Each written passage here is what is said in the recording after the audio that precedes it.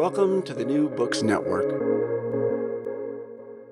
I'm Caleb Zakarin, editor of the New Books Network. Today I'm speaking with Arash Azizi, historian, visiting fellow at Boston University, contributing writer at The Atlantic, and author of What Iranians Want: Women, Life, Freedom.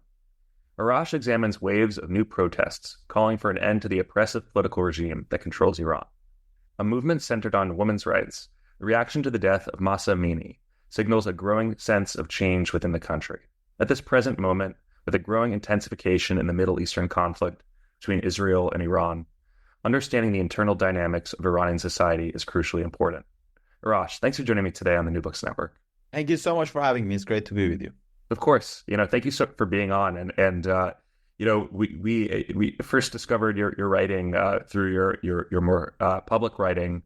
And it's really fantastic to read this writing, which is historical, but also deals with present day issues, and I think in a really measured and thoughtful way. Certainly, the type of writing that I think, especially in today, with when people are writing about current events, it can obviously be difficult to get a lot of nuance. But I'm wondering if, before talking about the book, you could just tell us a little bit about yourself and your background. So my name is Arash, and I'm originally from Iran.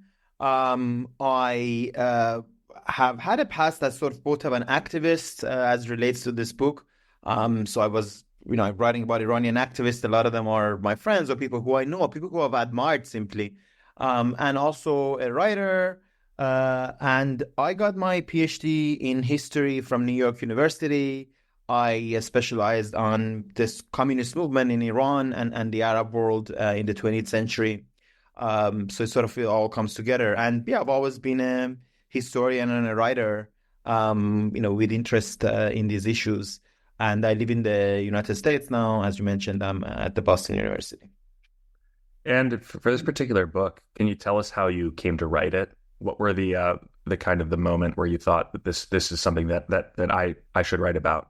So in 2022, the killing of this young woman, Mahsa Amini, this young Iranian Kurdish woman who was killed by the Iranian security forces because she wasn't covering her hair. So she was ignoring this mandatory veiling rule that exists in Iran, and only in Iran, pretty much, Iran and Afghanistan, the only places where it's enforced. This killing sparked a massive movement that really shook the Islamic Republic. It was in most ways the most significant social uprising in Iran in decades since the 1979 revolution. But Iran is always in the media. And the most common ways Iran is in the media about it's the nuclear program, it's support for anti-Israel militias in the region, it's leadership, or actually even when it's about domestic issues, it's about how bad the regime is and how oppressive and how repressive that it is, and it surely is that. But what I thought was really lacking and could use some more long-form treatment was, who are these Iranians and what do they want? We know what they don't want. Everyone knows that they don't want this regime. That's why they're risking their lives and getting killed for it. But what is it that they substantively want? What kind of a world, what kind of Iran they want to build? I felt like there was a total lack of, resources in English that could help people understand this. So I wrote the book in the sort of a form of a political manifesto. Also, I wrote it in about 6 months as the movement was going on. It was a very emotionally challenging process as well, because the movement in Iran wasn't doing so well as I was writing this book, and didn't go on to win, of course. But what I hoped to do was to capture a moment to say, okay, I'm 36 years old. I was born in January 1988. So Iranians of my generation and a little before and a little after, these are, if you will, the generations of the dissidents of the Islamic Republic. They came up with these values, this world, these demands, this coming out of these social movements, and they've mostly gone on to defeat, but it's worth preserving and it's worth remembering and telling the world that this is the kind of Iran we wanted. And it's I see the book as some sort of a political manifesto, if you will. I wrote it in that way, except that it's not just my own ideas, but those of, as I said, this couple of generations of activist movements in my country. Yeah, every single chapter in the book has the subtitle "The Fight for Blank," where you kind of focus on different particular issues. And the first issue that you deal with, which is one that's obviously related to the death of Mahsa Amini's compulsory wearing of the hijab. Can you talk a little bit about her particular killing, the cause of it, and this particular issue, why it's become almost to a certain extent, at least in the West, if you hear about issues in Iran, like the compulsory wearing of the hijab is oftentimes what people hear about. Why is this one so particularly, vivid for people? I mean, when you really think about it for a second, compulsory hijab is kind of a crazily draconian policy to enforce.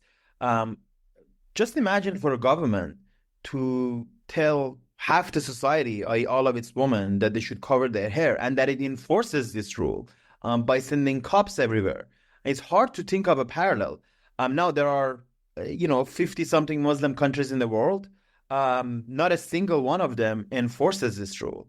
The other exception is Afghanistan, since it has fallen to the Taliban regime, that they enforce this. But, Saudi Arabia at its height, when it was, very draconian, it never did it everywhere. Yet, so it enforced it in certain holy cities, but it didn't enforce it everywhere.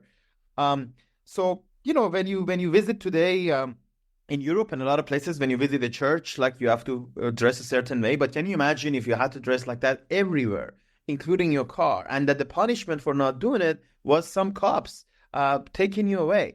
So I think the reason a lot of people identify with it is that it really is a sort of draconian policy. Now, what happened to Mahsa Amini, and why did it really matter? Why was it able to ignite a protest movement the way that it did?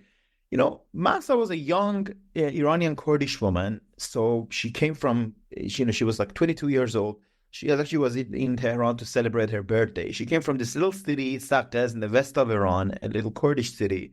She came to Tehran. She was having a weekend in the capital, as I said, to celebrate her birthday, do some shopping, spend some time in Tehran. And while she was coming out of a metro station, she was, outside these big squares or metro stations. There's usually what we call the guidance patrol, is what they're called. Sometimes translated as moral police, but they're literally called guidance patrols. And these guidance patrols take her in, beat her up, and she dies through the sort of beatings that she suffered in the van. She dies. She goes to the hospital. She falls in a coma. She dies in a couple of days later, and this ignites a movement. Now, the one reason it really ignited a movement is that, it's such a moment of unjust oppression of people who control everything, this government goons who have guns, who have money, who control all the power, and who took on really the most defenseless person you can think of, a young woman from marginal city who was really just, she wasn't there protesting, she wasn't trying to be a hero, she wasn't some sort of an activist, she was just the woman going along her life. And here's the crazy thing, she wasn't even wearing something, she wasn't not wearing her hijab to show a protest. She wasn't, if you look at the way she was dressed, it's very normal, basically. It wouldn't even stand out. But her hijab had fallen a little bit. And it also shows you, as often when you have cops with this kind of power, they take on anybody they can. So it's not like they even have a specific criteria. They take on anybody they can. And I think the reason a lot of us could identify with it, because all of us know someone who this could have happened to. Now, so imagine, even imagine if you're religious yourself and you observe the hijab yourself. You might even, let's say, even if you come from a pro-regime family, which they do exist in Iran, a cousin who doesn't.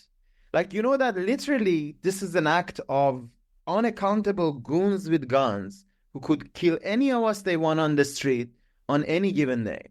So I think it really touched a nerve with people. And of course, it comes... there's so much one can read into one incident. The reality of it is that there were also mass protests in 2017. There were mass protests in 2019. There was mass discontent, for decades now. There was mass protests in 2009. So it's because, and what is the roots of discontent? I mean, the regime's repression, terrible economic conditions of the people, Iran being so internationally isolated, economically depressed, and socially repressive. So there was a lot of reason people have, and also regional inequalities and ethnic discrimination. And so there's a lot of reasons for people to come out. And Mahsa's killing just gave them, that it was that a spark that lit the fire, basically. So for some of the activists that are supporting women's rights, what are some of their main causes that they're advocating for, and how are they doing it in order to avoid harm? Or unless, of course, obviously, if you're going to speak out in general, you risk harm, but how do these activists keep themselves safe, and how do they advocate for women's rights? So, the Islamic Republic was founded in 1979, and one of its foundational values, if you will, that's really what I think that it's about, is to bring about this version of let's call it a puritanical Islamic society. When Margaret Atwood wrote *Handmaid's Tale*, she famously said that she was sort of partially inspired by the situation in Iran, and I think it's sort of an apt inspiration, because it really is a vision of a puritanical society which is particularly repressive of women. So women in Iran face the compulsory hijab is just the tip of the iceberg, right? They face a long list of limitations. A woman cannot travel without her husband or her male guardian's permission. She cannot, I always like to name some random, bizarre restrictions. She cannot ride a bicycle. Can you imagine? She cannot ride a motorcycle. Can you imagine there have been long debates in Iran about whether a woman should be able to ride a motorcycle or ride a bicycle? With all the sort of attendant discussions that you can imagine, because riding a bicycle would be so arousing to so many people. Not to mention, of course, the rights of inheritance, the rights of divorce. On the bizarre category, woman cannot smoke publicly. There are tons of this kind of misogynist rules. And I mentioned all of this at the outset to say that Iranian women have for a very long time found, smart ways to counter and resist this throughout this few decades. Protesting compulsory hijab hasn't actually always been top of the agenda. And there's, in the book, I go into sort of debates between the feminists, right? Because, there was a period in which they would say, well, actually, what matters more is financial independence for women. So we need to get divorce laws fair, because fair divorce laws would give much more financial power to millions of Iranian women, more important than some socially repressive laws. So they've had to set their own priorities. As to how to do it safely, the Iranian prisons are full of thousands of women activists, people like Narges Mohammadi, who won the Nobel Peace Prize last year, people like Golrukh Iraei, who was jailed because she wrote unpublished story that they found in her home, in which she had allegedly insulted religion or something. So they've, they support for each other, solidarity shown to each other, for learning from each other. Best practices has been some of the ways they've had to counter the repression, but the repression is very much there. I would say something, though, that on the matter of the compulsory hijab, Iranian women have gained a important victory, even though it's a very unstable victory, which is that if you FaceTime with someone in Tehran today, you would likely see something that I could never see in all the years of growing up in Tehran, which would be hundreds of women not wearing hijab, even coming out, with leggings or things that would be unimaginable, in my youth. And now I say unstable because this is not because the regime has changed the rules. It hasn't. In fact, it has passed more draconian rules. And there are tons of people who are arrested every day because they're doing this. But the balance of forces, if you will, between women and the regime has changed, so that there is such a mass civil disobedience of these hijab laws on such a vast scale, that is hard to change. And the other important, that is harder to enforce by the regime. The other important change, I would say, achievement, if you will, of the feminist movements, is that feminist movements in Iran really taught a lot of us this more modern concepts. When I was young, I mean, I think this is also Iran is not separate from everywhere in the world, right? I think for us, I think we're roughly of the same age, right? I'm sure even when you were younger in the United States, it was much less normal for LGBT rights to be established, right? So Iran is far behind, of course. Gay sex, in fact, is punishable by death in Iran according to laws, and there are people who are executed for it. But the massive sea change is that in my generation, there were very few people who would stand openly for LGBT rights, let's say. But now that has changed, and there are LGBT communities. There are people who support LGBT rights. There are Iranian gay activists, trans activists who are sort of part of the mainstream of opposition movements, and then that's an important change. So I think we owe a lot to these people in the book that I talk about. And if you look in the book, I talk about some very small things that they did, celebrating International Women's Day, holding little sort of book exhibitions, and having little book publications. They really paved the way for a lot of us. And I think some of the younger people actually don't know that also, which is sort of sad a little bit, because it just might not sound very impressive. Oh, big deal, they held a book exhibition. But back in the early 2000s, to have a book exhibition, or to struggle for Iran's ascension to CEDAW, for example, that's another thing that I talk a lot of in the book about CEDAW being the Convention for Elimination of Discrimination Against Women. This is one international convention. It was a very legalistic struggle in Iran to say Iran should join this convention. Now, it might sound like a boring legalistic struggle, but when you want Iran to join this convention, you have to talk about what is in this convention. And so you have to enumerate all these women's rights that have existed all over the world, and women around the world are struggling for them. And so they really raised the level of Iranian civil society, and I think we all owe them a lot. So when we talk about the reason woman, life, freedom struck a chord as a slogan, it says, it's a Kurdish slogan that really struck a chord.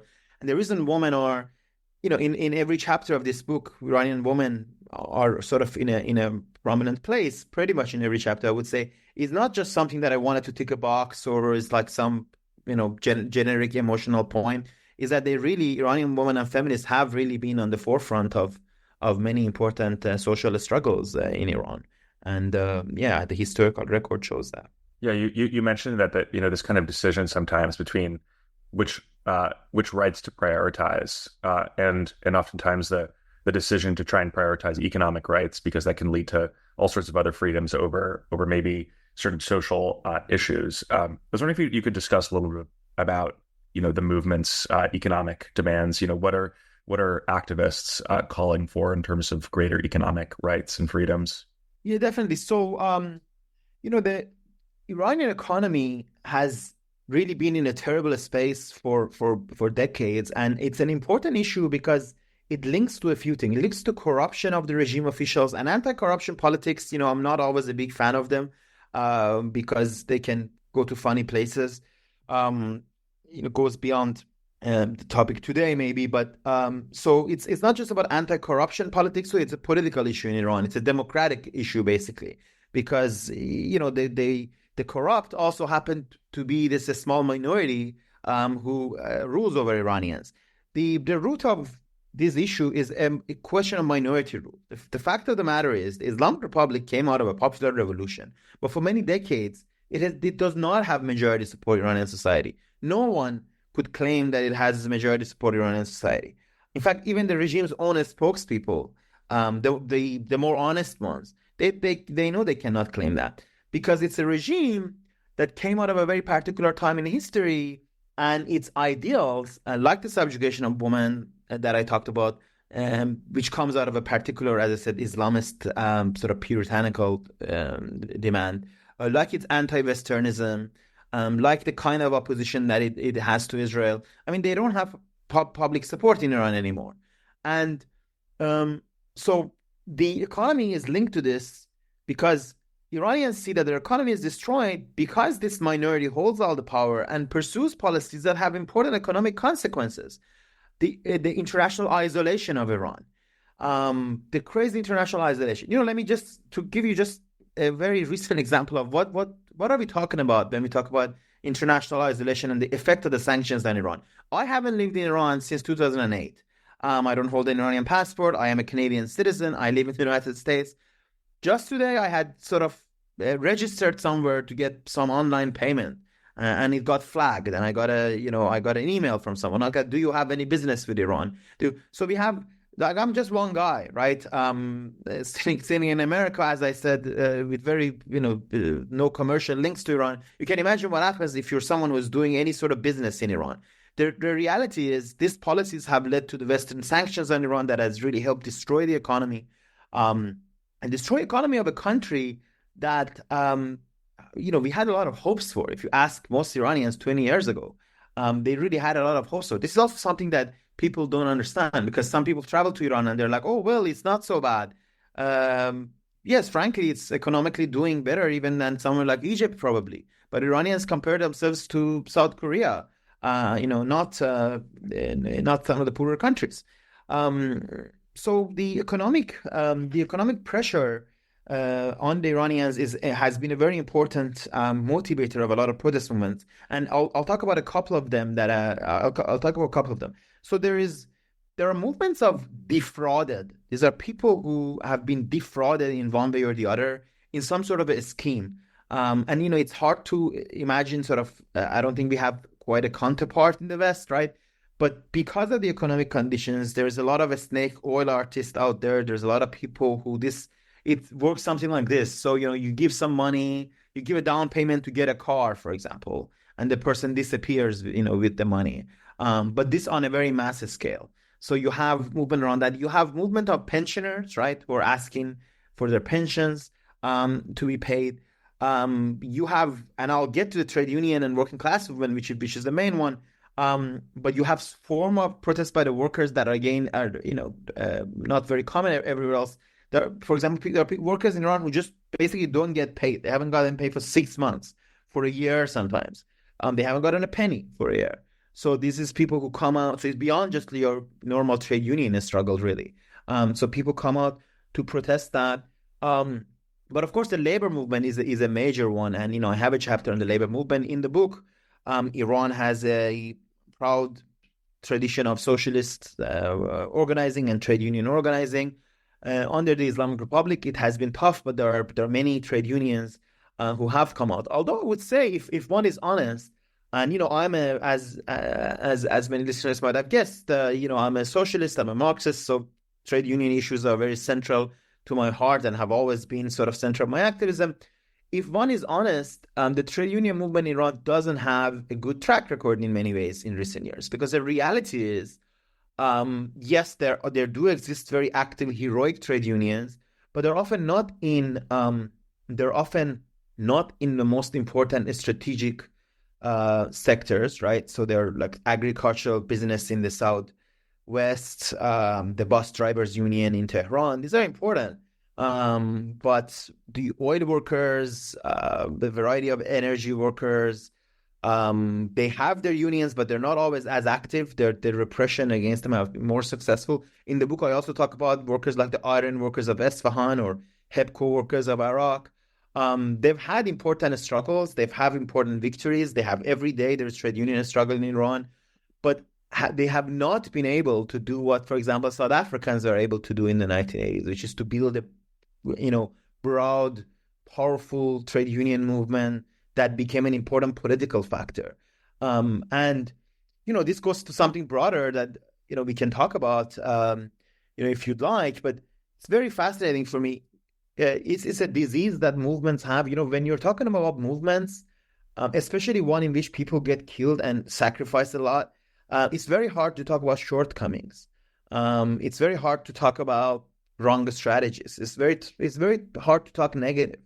And it baffles me. I mean, just recently I was talking to some friends, and the answer usually is, well, what do you want? People are getting killed, and you want them to also do it the right way. The answer is yes. I mean, if you want to win, you need the strategies, and you need to think about what's not going right. And I think in this way, the trade union struggle, and you ask about economic demands, but the trade union struggle, I think, is key. Everybody who is serious about change in Iran knows that you're going to need massive strikes if you are to bring the regime down. But unfortunately, one reason we're not there is, I would say, the trade union movement has not really been able to build a national, consistent, powerful labor movement. And I think it's because, and part of the problem, if you will, is a bit quote unquote cultural. I don't mean sort of ethno-cultural. I mean culture, the protest movement. I think a lot of Iranians who don't like the regime, a lot of young people, they don't understand the importance of the labor movement. It was very fascinating for me, during the movement when there was general strike. There was an attempt to do a general strike for 3 days, and there were some young people very genuinely asking, "Wait, a strike is you just don't do anything, you stay home?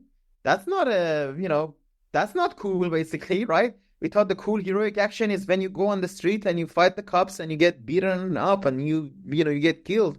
How are you going to change anything if you just stay home?"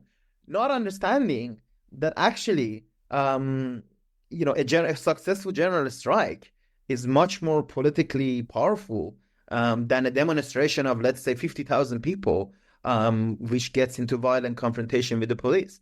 And I think the sad thing is, when 2009, the movement was happening in 2009, people didn't understand it. And to this day, they don't necessarily understand it, unfortunately. And I think it has something to do with the dominance of a lot of, I would say, anti-left ideas in Iran and a lot of places. They associate the left they associate it with the defeated socialist project of the 20th century, or even with the regime itself, because the regime always speaks in the language of revolution. And, so as a result of that, I think one of the reasons why, despite the economy being so central, it hasn't been able to, lead to an overthrow of the regime, is this lack of a national labor movement and the lack of an understanding for it. I think in the book I call it sort of middle class prejudices, if you will, about the labor movement, and I hope they can be overcome. Yeah, that's really fascinating, and I think asking these sort of questions is how is it that economic lack of economic growth, economic instability for years can persist, and that it still wouldn't inspire people. It's an interesting psychological question about how movements work, and yeah, I think it's definitely really fascinating. The labor movement and economic issues. It's one of the chapters you mentioned before. This slogan being of Kurdish origin, and the kind of the role of minority groups, minority ethnic groups, minority religious groups in Iran. What do minority groups in Iran want? How do they express themselves? What do you see there as like some of the crucial kind of problems that they're trying to face down? So this can be a delicate issue. Let me try to explain it. First of all, we need to distinguish between ethnic minorities and religious minorities. So let me first explain the religious minority situation. So Iran is 99% Muslim, like Turkey, right? So it's 99% Muslim. Of these 99% who are Muslim, about 90% are Shia. So we have about 8 to 9%. The biggest religious minority in Iran are the Sunni Muslims. Now, the Iranian regime is a Shia Islamist government. Its constitution defines it as a Shia, 12er Imam Shia, if you will. So there's even inside the Shias, there are different branches. So naturally, as a regime with a state religion, it is going to be oppressive toward minorities. And the Sunni Muslims in Iran have bore the brunt of much of discrimination. And the non-Muslim minorities in Iran, these are Jews, Christians, Zoroastrians. I mentioned in the book the Yarasan, which is another sort of a religion. Actually, it exists among the Kurds in the western Iran. They all suffer from different sort of religious discrimination, but the most important religious discrimination is against the Baha'is. The Baha'is are the largest non-Muslim religious minority in Iran. They number about 300,000. And the Baha'i faith is a religion that started in the 19th century. Today it has about 7 million followers around the world. About 300,000 of them are in Iran. There's more than 1 million of them in India.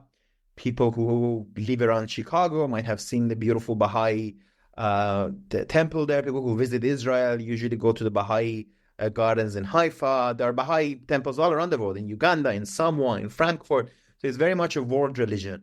But in Iran, in its home place, it is heavily discriminated against, suppressed. The leadership of the Baha'i religion shortly after 1979 were killed. About 200 Baha'is were killed in the early years of the revolution. They're not allowed to bury their dead. They are subject to all different sorts of discrimination and state attacks. Perhaps the most important one is that they're not allowed to go to university. They're just blanket, not allowed. It's an actual rule in Iran. If you're Baha'i, you cannot go to university. And the supreme leader of Iran, Ayatollah Khamenei, has had an official order for many years that Muslims should ostracize Baha'is. So they suffer from the worst religious discrimination. So what do religious minorities in Iran want? They want equal rights. They want freedom of religion. They want not to be discriminated against. And they're also Iranians like the rest of us, right? So they also share in these other struggles. When we talk about minority issues, this is one that can sometimes, be forgotten. So obviously, let's say a Jewish Iranian woman, she would also have to wear the hijab, and she will also bear the brunt of gender discrimination, right? So in the old Marxist terms, we used to call this double discrimination, right? So the religious minorities in Iran, face double discrimination. Now, ethnic minorities in Iran, when we talk about ethnic minorities, we need to remember that Iran is a very ethnically diverse society, beautifully diverse society. If I say again something that perhaps a lot of non-Iranians don't know, but so Persian, which is my mother tongue and is the main official language of Iran, is spoken as the mother tongue, but by about 50% of Iranians. I haven't done the math, and the math is not easy. The census, as you can imagine, is a very contentious issue, but I would say about 50%. So the minorities are kind of a majority, actually, right?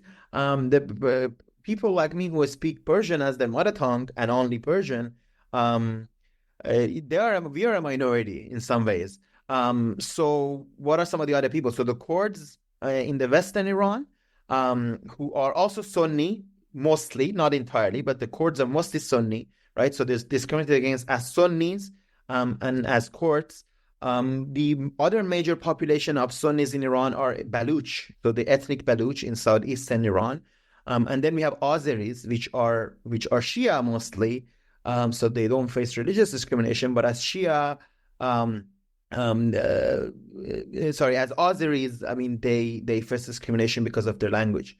Now, so this diverse ethnicities in Iran, how are we to understand the kind of discrimination that they face?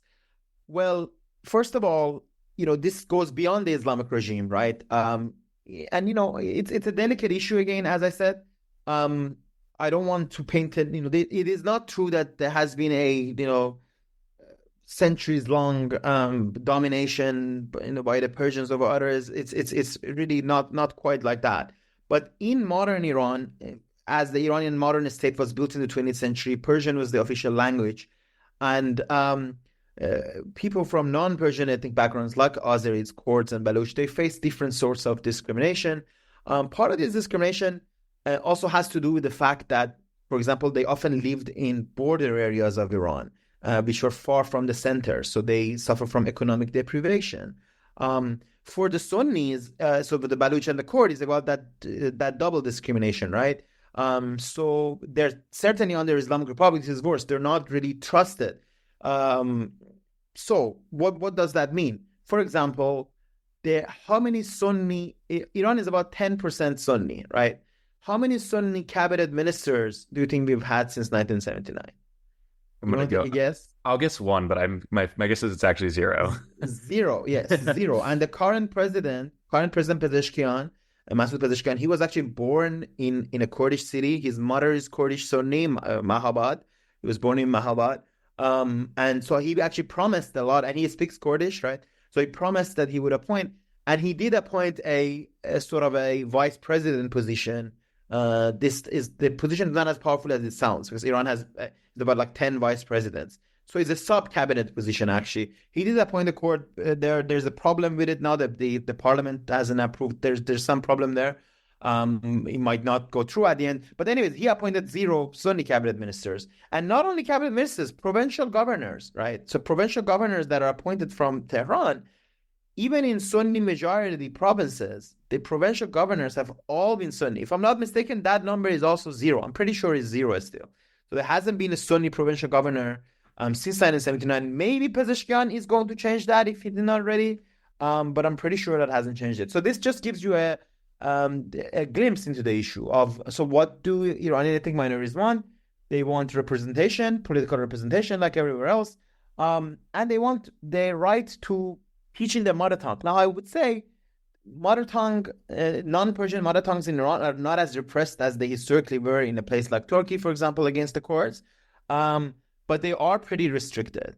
Even though the constitution, for example, makes for the possibility that people should be able to go to school in their mother tongue, this is restricted. And unfortunately, this is the other thing that is hard to talk about, but it's true.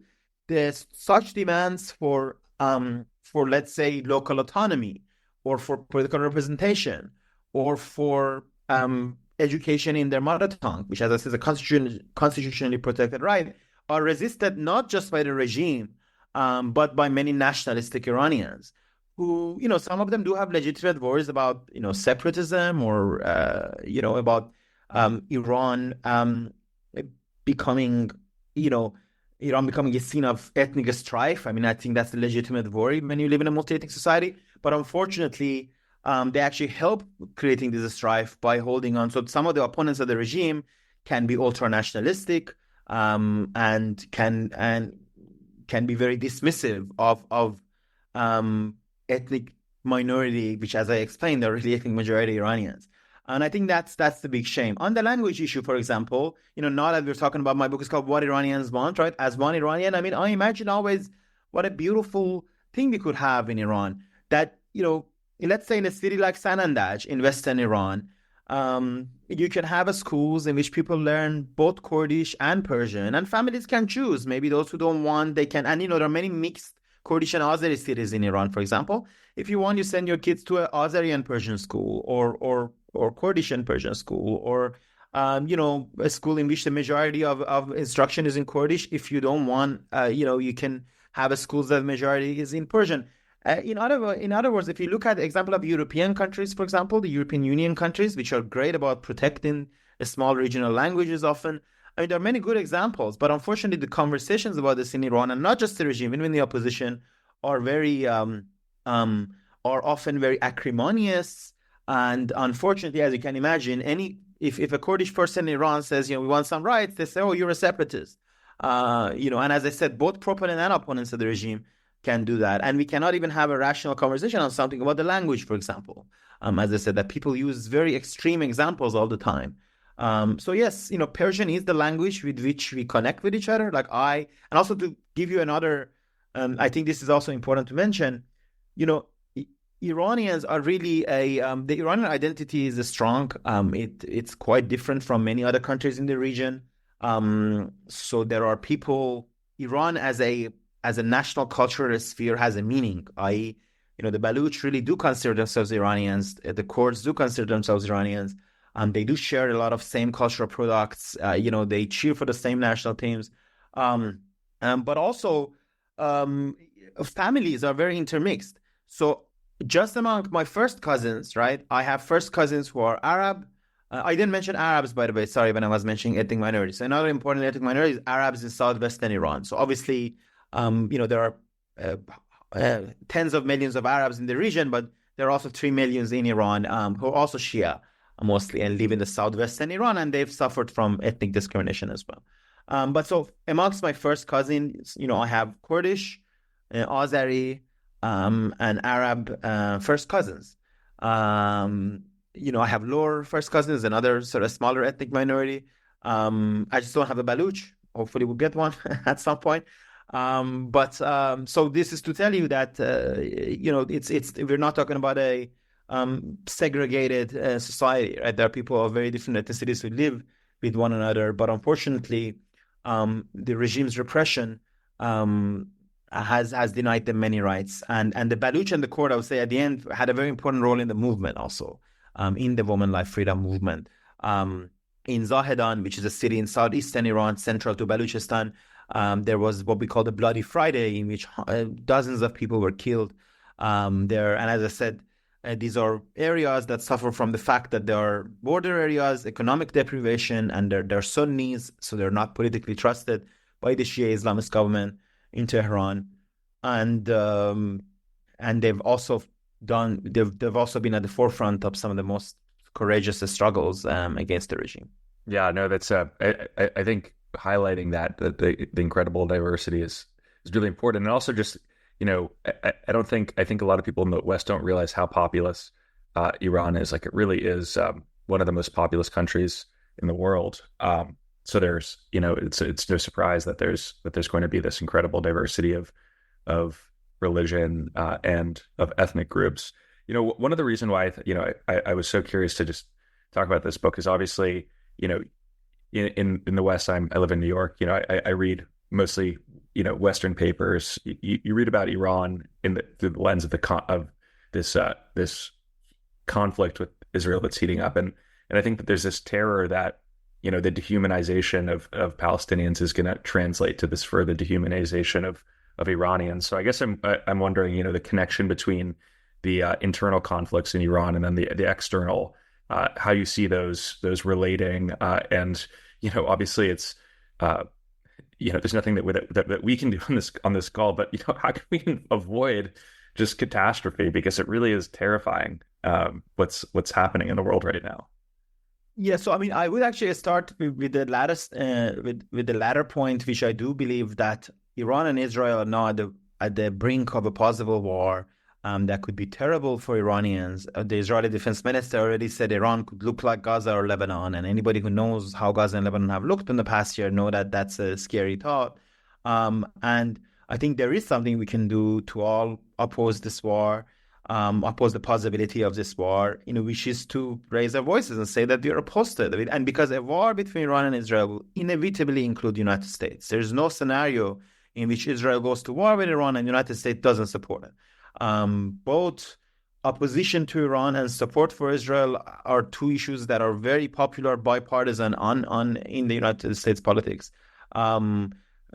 And popular amongst, you know, in Washington, D.C. I don't think they're popular amongst Americans, actually, which by and large are not interested in getting their country into another conflict in the Middle East.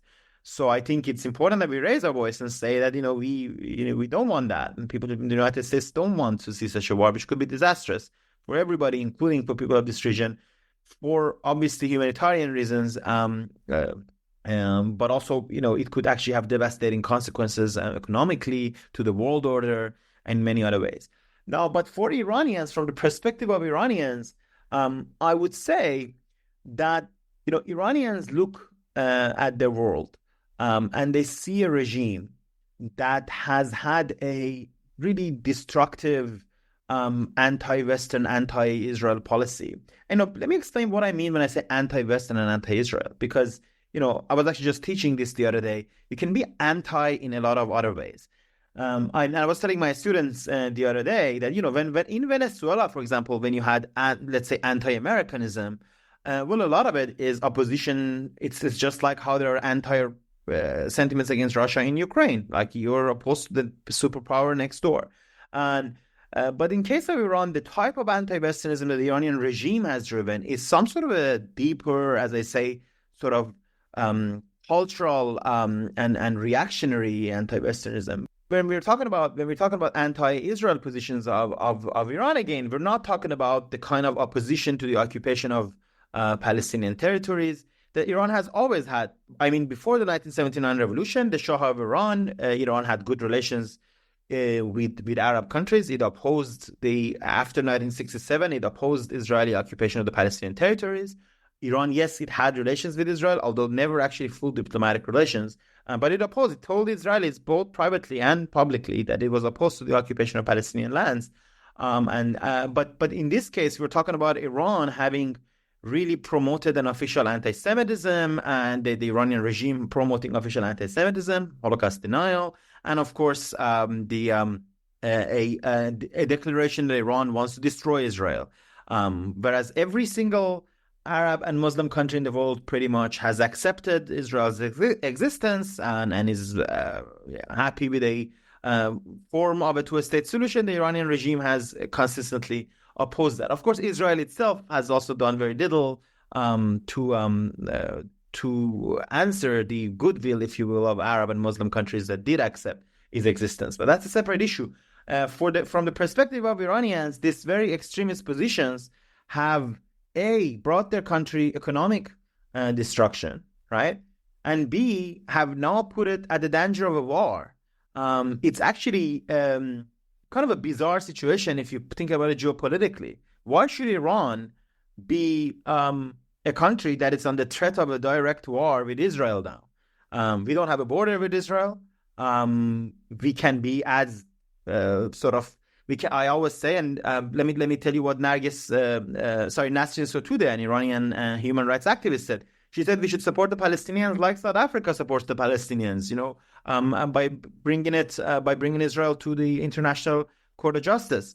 But by supporting these militias in the region, and by taking these extremist positions, I think the Islamic regime, first of all, has strengthened the Israeli right, actually, in many ways, which can always point out to the so-called Iranian threat as a raison d'etre for itself.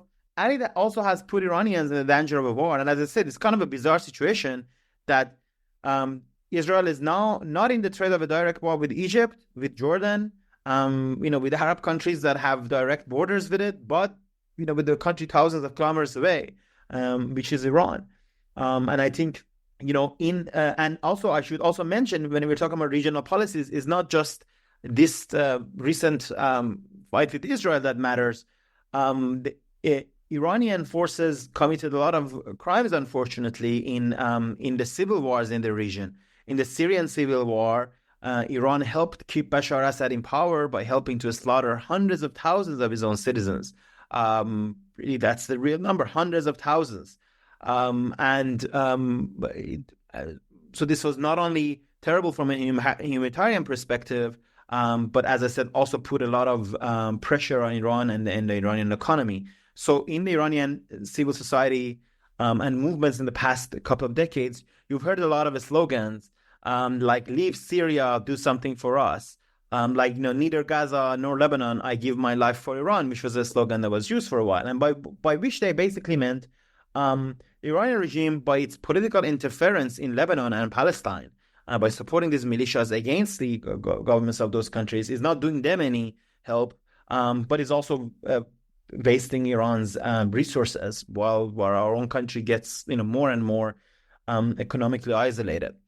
So it's interesting to think about this. I think for a lot of Americans, sometimes they have problem understanding this, but it's interesting for me. They have no problem understanding why there's anti-interventionism in America. Well, Iranians also have their own anti-interventionism, right? I mean, American interventionism is you don't want the government to go do things in other countries, basically, right? But their version of that exists in Iran as well, that they don't want their country to go commit acts in other countries, especially because they're not in favor of the nature of these acts, whether they're in Syria or now in Lebanon and vis-a-vis Israel. Yeah, no, I think you. I mean, that was an extremely, nuanced answer, and I think a lot of people listening will hear in that just the sense that it's this is a conflict that there's roots to this conflict between Iran and Israel and Iran and just the surrounding region that have been going back for years, and also where we stand right now. It's really frightening because there are so many people in Iran, like you said, that don't support anti-Semitism. They don't want the further intensification of this conflict, and I really hope that we can all collectively as a society pull back from the brink. Though it's not been a great few years for the world in terms of that. I'm wondering, there's so much in this book that we haven't been able to cover in this conversation. So I really do recommend that people go and pick up the book to read more, learn about the, you talk about environmental activism. But for someone listening and is just curious and, they go and read your book and they want to learn more, they want to learn how they can, maybe get involved with people today, if that's even the best thing for them to do, because, what should people do? What organizations should they look into? What other books, writers, would you recommend? For sure. So, the Iranian movements for justice are ongoing. And I think global solidarity, unfortunately, does not exist as powerfully as it once did, in our recent past. So, but I do think there are organizations in the United States. There are many Iranians. I suggest United for Iran, for example, an organization based in California, which helps Iranian civil society very directly. Like United for Iran, it's not a charity, but it's an organization that helps the Iranian civil society. So it's the one that is empowering them, giving them tools, helping them do the daily work of resistance, whether it's for documenting when people get in jail or helping them when they come out of jail or things like that. So United for Iran, you can easily Google it. It's based in Berkeley, California. Some good things do come from California sometimes. So I recommend them. There. Are you all right? There we go. Yeah, just wanted to leave in a California joke there. But I mean, also, there are many. The website Iran Wire, so iranwire.com, is run by my good friend Mazia Bahari, who's a great Iranian Canadian journalist himself. Really helps to get perspectives from Iran. It's a bilingual, right? So it's Persian, but has very good English coverage. And I would say the most important act of solidarity, frankly, the solidarity I think begins with knowing. So if you're kind enough to read this book, keep an interest in Iran. Don't only hear and learn, from Iran from just the daily news, but this, outlets that come from the region. Iran Wire is run from London, but it is run by Iranians, and a lot of Iranians inside Iran contribute to it. Get our perspectives. We're not doing well in terms of the movements for justice. As I said, in many ways, we're going through a tough moment. But stand with us, learn from us, see some of our struggles as you conduct your own in the United States. So these are some of the suggestions I'll give. As for terms of books about Iran, I would mention two great books that are upcoming that will be coming in next little while. And I'll mention the authors because the name of the books before publication sometimes change. So I think the best thing is to mention the authors, and also you can follow their great work otherwise. So Nilu Tabrizi, who works for Washington Post now, she has a new book coming out about the movement in Iran. And Yegane Torbati, who also works for Washington Post. She's a great investigative journalist who's done really great work exposing the corruption of the regime in Iran. And Yegane Torbati has co-written a book with Bozorgmeh Sharafuddin. I know these names can be tough to pronounce, but so Torbati. Yeah, and I'll make sure to include all the links in the show notes. So anyone, if you're curious, you can go and click the links and add them to your list. I think you can get notified when the books come out. Definitely, yes, yeah. But so I would say the book by Nilu Tabrizi and one by Yegane Torbati and Bozorgmeh Sharafuddin. These are two great books that are coming. And I do write for The Atlantic regularly about Iran and other issues.